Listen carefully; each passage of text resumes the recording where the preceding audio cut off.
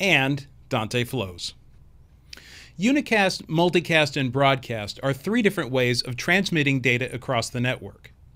Now, when Dante sends media across the network, we can only send it by unicast or multicast. We don't send it by broadcast.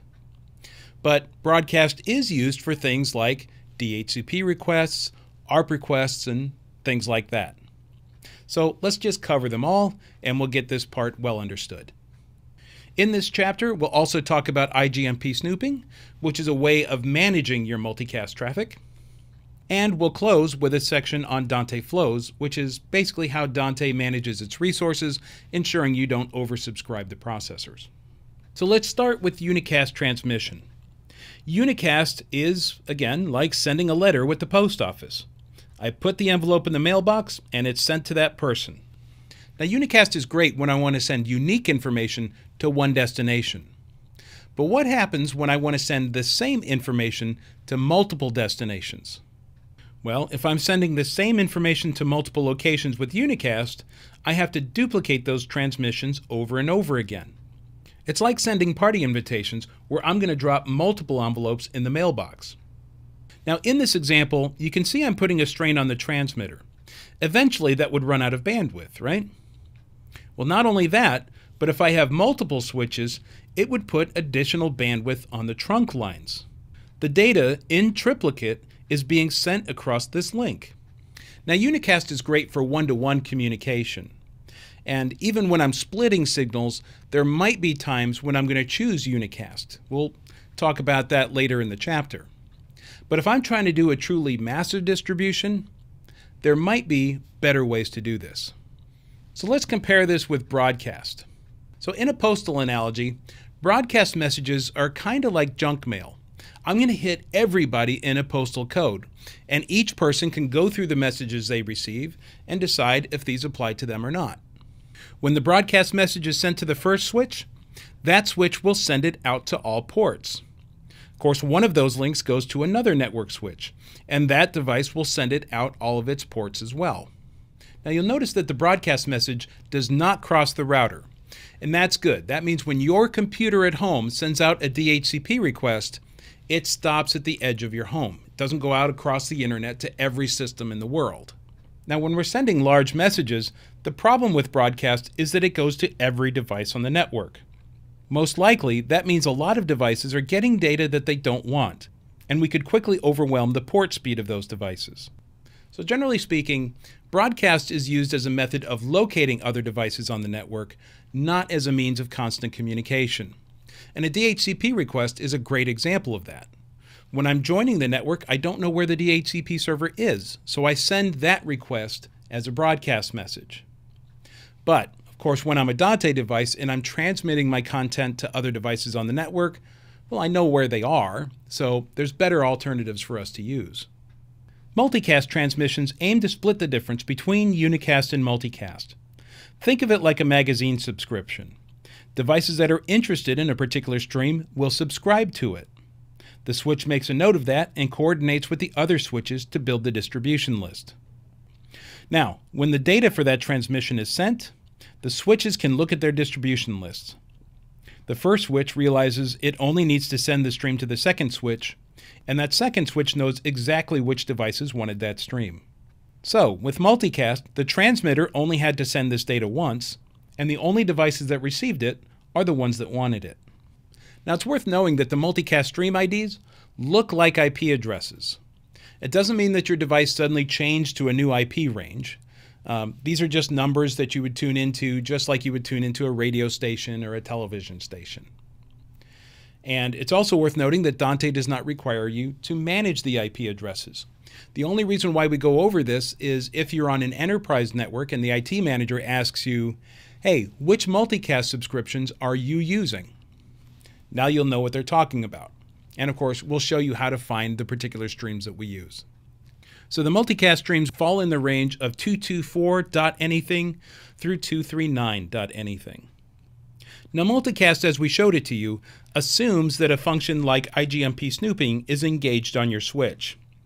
Most switches will default with IGMP snooping off. So if your switch doesn't support IGMP snooping, or if it's not engaged, then it will do the best it can in a backwards compatible way. It will send that multicast traffic to every port in your broadcast domain, or in your VLAN. So this is what multicast distribution looks like without IGMP snooping, and this is what multicast distribution looks like with IGMP snooping. So the more multicast traffic you have on your network, the more likely you are to use IGMP snooping. When configuring IGMP snooping, you probably want to turn it on all switches. However, there is a feature called the IGMP Querier. The IGMP Querier will be the device that keeps the master list of where all of the multicast subscriptions go. So, you'll want all switches to have IGMP snooping engaged, but only one of them would be the IGMP Querier. Finally, it's helpful to know that IGMP snooping comes in multiple versions. Dante devices support IGMP snooping version 2 or version 3. So, if you're on a network that has the latest, you're in great shape. If you're sharing a network with another system that only supports IGMP snooping version 2, no problem, we can accommodate that as well. Okay, so Dante can send audio or video media as unicast or multicast. In our system, we have two icons. The dot with the arrow indicates unicast, meaning you're transmitting to one device. Multicast has an icon with a dot and a forked arrow, indicating that the network can split that signal for you. Now this will become more important when you progress to level 3, but it's worth noting that unicast traffic can cross a router to other networks. It targets an IP address and it's routable. We would call that a layer 3 connection. However, multicast is limited in scope. It will not cross the router. Its distribution is limited to the broadcast domain in which it sits. And in fact, if we look at the diagrams I drew earlier, you'll notice that unicast crossed the router, while multicast did not. Another benefit to unicast is that it can achieve lower latency than multicast. Unicast packets have the address of the intended recipient right on it. As a result, it can traverse the switch more quickly. Multicast arrives with a subscription number. The switch then needs to look that number up, figure out who wants that packet, possibly duplicating the signal for each path it must take. Now all of this extra work can start taxing your CPU in your switch. So we design our multicast packets so it's less burden for the switch to move through, and of course we allow more time for it to get across the network. If you're ever concerned about how much load your switch is taking on, know that managed switches will often offer a chart showing the CPU load. Now just to give you an idea of how much multicast traffic your switch can move, let's talk about an installation at a late night talk show. This system went up in 2012 and it was completely built around Dante. They had about 150 inputs on stage, completely distributed by multicast to 9 different destinations. They used an affordable small and medium business switch, and the CPU load was only about 20%. So there was capacity to grow. So in summary, we learned that unicast is a one-to-one communication method. It offers the best latency performance and is the easiest for your network to move, even across a layer 3 space. Multicast is a great way to do massive splits on the network, managing bandwidth by splitting the signal in the switch, rather than at the transmitter. When using massive amounts of multicast, IGMP snooping may be a good choice to ensure multicast only goes to the devices that ask for it. When you set it up, you'll probably want to engage IGMP snooping on all switches, but remember, only one of them should be the IGMP Querier. Okay, with a basic understanding of unicast and multicast, now we can explain Dante flows. Back in the Level 1 class, in the Audio Basics chapter, we mentioned that sending data across a network isn't just about the size of the data you need to move. There is also the network overhead to get it there. And we compared this to a shipping company. A shipping company is not interested in the size and the weight of the object that you're interested in transporting. They need to know the size and the weight of the entire carton, with all the packing material and everything. Now for video, these differences don't impact us much because video signals are pretty large. A network packet's maximum size is about 1.5 kilobit. A single frame of video is much larger than that, so we obviously have to break a single frame into pieces and send that across the network. When we make a Dante video flow, a single video stream will occupy the flow all by itself. But audio data is much smaller. The core overhead of a network packet is about 40 bytes. And of course, we have to add other data, like a timestamp, so we know when this plays out. If we only sent one 24-bit digital word in the network packet, well, that's only 3 bytes of data. Compared to the 40 bytes in the header plus timestamps and everything, that's certainly less than 10% of the bandwidth being used to move audio. That seems horribly inefficient. I think we've all had the experience when we order something small from an online retailer, like, say, an SD card, and yet it comes in this huge box. We stand there in disbelief, thinking there's got to be a better way. So when we send audio across the network, we group channels together. Now this is similar to buying a AA battery. You'll probably find it difficult to go to the store and buy just one. They'll start around a 4-pack. And that's the way it'll work with audio as well. When you send an audio stream by Unicast, it's automatically set up with 4 channels. So let's suppose I've got this DSP, and it's going to send signal to 2 different amplifiers. One of them is 4 channels wide, the other is 8. The moment I subscribe one channel, a 4-channel stream is established. The channel I requested is loaded in, and the others are sent as blank. As I subscribe more channels from the DSP to the amplifier, they will simply fill the unused channels in this stream. Now, once I get to the 5th channel, we're out of space, right? So we'll establish another 4-channel stream with 1 channel in it. And if you keep going, you'll fill up the unused channels in that stream as well. When I want to transmit to the 2nd amplifier, I have to create another flow. When I make my first subscription, the device establishes a 4-channel flow. The first channel is populated, the rest are blank. And as I create the other subscriptions, they fill in the unused slots. Now Unicast is the default behavior. However, if these 2 amplifiers were receiving the same signals, we could change this to multicast. When we send channels by multicast, we can bundle audio in an 8-channel stream. And of course, once I've transmitted these signals as multicast, it can go to as many destinations as I want. And interestingly, you could look at that 4-channel amplifier and say, well, wait a minute, I only need 4 channels here. The channels it's looking for are in that 8-channel stream. It will pick the channels it needs and ignore the rest. Now, while it's always nice to see the explanation this way, let's actually put it to use. Let's give you a demonstration of unicast and multicast flows on the network, and we'll see if that sheds some light for you. Here I have a system where you'll see most of my devices are gigabit, but there are a few 100 megabit devices at the top. As usual, Dante established 1 clock leader, and if I go to the Network Status tab, we can see that nothing is transmitting or receiving right now. The less than 1 megabit per second is as low as our system can display. Really, that traffic represents the overhead of discovery, clocking, control reporting, and things like that. Okay, so let's go to the Routing tab, and we'll focus on the stage box and the first mixer. I'll also open the device view for the stage box so we can check in on the flow count. Here, we can see that this is not using any of its 32 flows currently. As soon as I make my first subscription, we'll see the stage box is sending about 5 to 6 megabits of data to the mixer. And if we look at the flows used, we'll see there is now 1 unicast flow.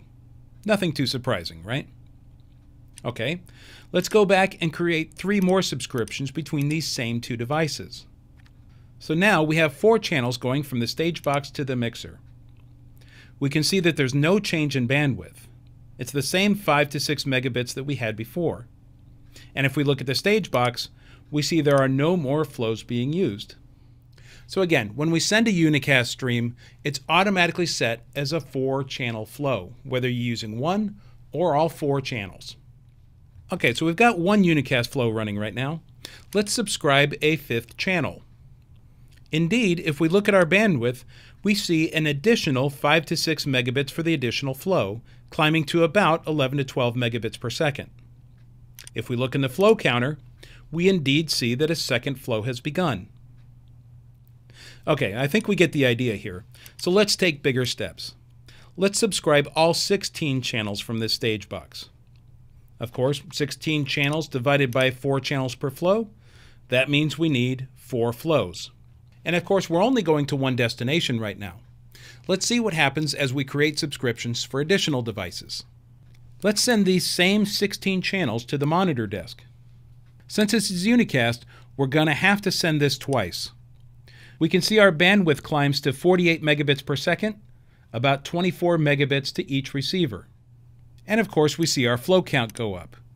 We're using 8 flows in total, 4 to each receiver. Okay, once more for good measure. Let's send this to a digital audio workstation for recording as well. Again, we see our bandwidth go up on the transmitter as we use more flows. Now, the good news is that unicast only goes from the transmitter to the destination. It doesn't hit anybody else on this network. Now, unicast is great when I want to send different signals to different locations. But in this example, I'm sending the exact same signals to 3 different destinations. Now, I might still decide to do this by unicast, perhaps to achieve lower latency. But just for the example, let's flip this to multicast and see what the difference would be. At the bottom of Dante Controller, we'll see a reading that tells us how much multicast we're sending cumulatively. Now, this is just an estimate based on the subscriptions we've created. If I look in the Transmitter tab, there is a section that will show us how many multicast flows we have going at a time. Right now, we have none. In the tool ribbon, you'll see the icon for multicast, the dot with the forked arrow indicating we are splitting the signal on the network. Click on that, and we can choose the channels that we want to send in a multicast flow. Remember, we can have up to 8 channels in a single flow. In this case, I'll just choose the first 8 channels from the stage box and click Create. Now, we can see a list of channels that we've grouped together in a multicast feed. So at this point, if somebody was to ask for channels 1 through 8, they would receive the multicast flow. If they ask for 9 through 16, they'll get those by unicast. Okay, for this example, let's get channels 9 through 16 so they are also transmitting multicast. And indeed, we see those channels listed here as a second multicast flow.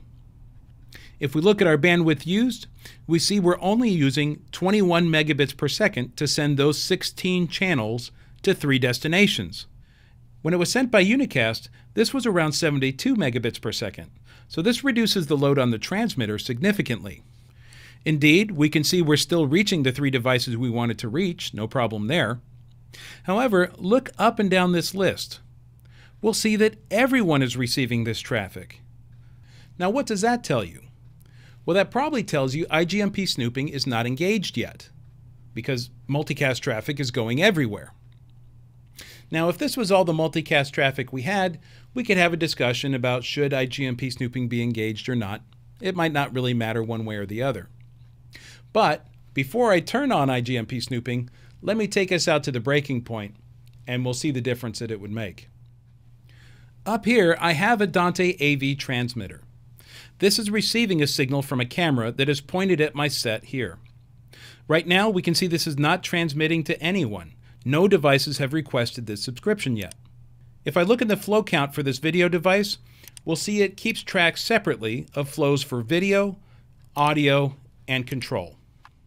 Let's suppose I know I want to send this video feed to multiple destinations. Flipping this to multicast can give us a significant bandwidth advantage.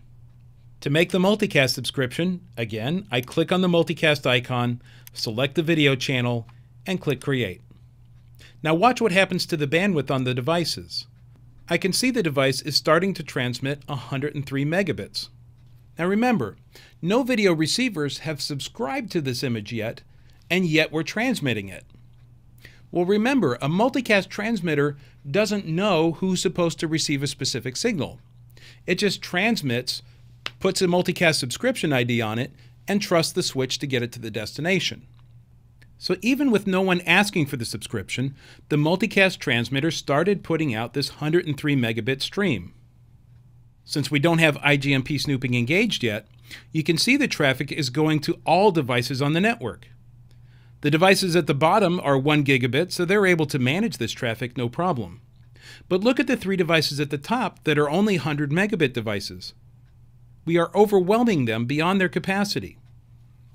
All right, so let's turn on IGMP snooping and show you how that helps. For expediency, I've already made the other settings for IGMP snooping on other pages. You can see the Manage Switch tutorial for suggestions on that. At this point, All I need to use is these master on-off controls. Once I engage IGMP snooping in an IGMP querier, watch the bandwidth statistics in Dante Controller. You'll see the improvement made with traffic management. Now, it's safe to say that some switches might take a few minutes for this to take effect. Others will be faster, like what we're seeing here. At this point, I can see the 21 megabits of traffic from the stage box is only going to the devices who have asked for it. The 103 megabit video flow has not been requested by any devices, so it holds fast at the switch. And of course, the devices not involved with multicast traffic are not bothered at all. Okay, it's time for a little extra credit. I'll show you some shortcuts that will help you with massive subscription lists, as well as converting multiple channels to multicast at the same time. First, let's suppose that we want to send the inputs from the second stage box to the mixers and the digital audio workstation. When we wanted to route this before, we were able to establish a diagonal route in the main routing screen. But you'll notice it can't continue for the second stage box that way. I mean, if I come to the top, I'll get a diagonal route, but it will overwrite the patches from the first stage box. We need these channels to start the diagonal route from channel 1 to 17, 2 to 18, and so on. I could click at each intersection one at a time, but there is a simpler way. Let's go to the receiver's device view in the Receiving tab. In the left column, we have all the receiving channels. On the right, we have all the transmitters on the network. We can select the range of channels we wish to assign and simply drag them over. If you look in the routing grid to the right, you'll see these subscriptions reflected. Now, I'll do it again for the monitor mixer, then once more for the front of house console. Okay, now remember, by default, these are all going to be sent by unicast. We want them all to be sent by multicast. Well, when I go to the multicast assignment pop-up, if you want to assign all channels, just click the box at the top. When you hit Create, Dante Controller will automatically break them into 8-channel groups for you. And sure enough, as we look at the bandwidth, we can tell that the multicast streams are taking effect. Alright, so that was a functional example of unicast, multicast, and Dante flows. But what happens if we exceed a device's capacity for flows? Well, let me reset here, and I'll show you an example of a device with one of our Ultimo chipsets. Those only have 2 flows in it, so we'll show you how to get a larger distribution out of that. So here I have a device that is a Lectern microphone input. To keep this affordable, they used our Ultimo chipset, which only has 2 audio flows. So, if I make a subscription to the first mixer, we know I've used 1 unicast flow. When I make a subscription to the second mixer, I've used a second unicast flow. So what happens when I try to make a subscription to the third device? Oh, I don't get my green check mark. Just like we learned in level 1, let's hover over this symbol to get the tooltip and find out what's wrong. Of course, we know what it's going to say, no more flows. Of course, we can see I'm getting the 2 subscriptions we made earlier, we just can't get to this third one. So how do we solve this? Of course, we do it with a multicast flow. At that point, we'll be able to hit as many devices as we like within our broadcast domain using a single multicast flow. Okay, so we go to the device view for the Lectern mic input, we click on the multicast icon in the tool ribbon, and we make a multicast feed with that single channel. We now see the multicast stream here, and off to the right, we can see that the system is able to reach all 3 destinations. No problem. By the way, if you ever need to delete a multicast flow, all you do is highlight the flow you want to remove and click delete. The system will give you a warning telling you that your signal will be interrupted as you convert it from multicast back to unicast, but click through that and you'll be all set. So, hopefully that was a decent introduction to 3 different ways to transmit data across the network: unicast, multicast, and broadcast. We talked about IGMP snooping as a way to manage your multicast traffic on the network. And we talked about Dante flows and how that prevents you from oversubscribing any of your devices.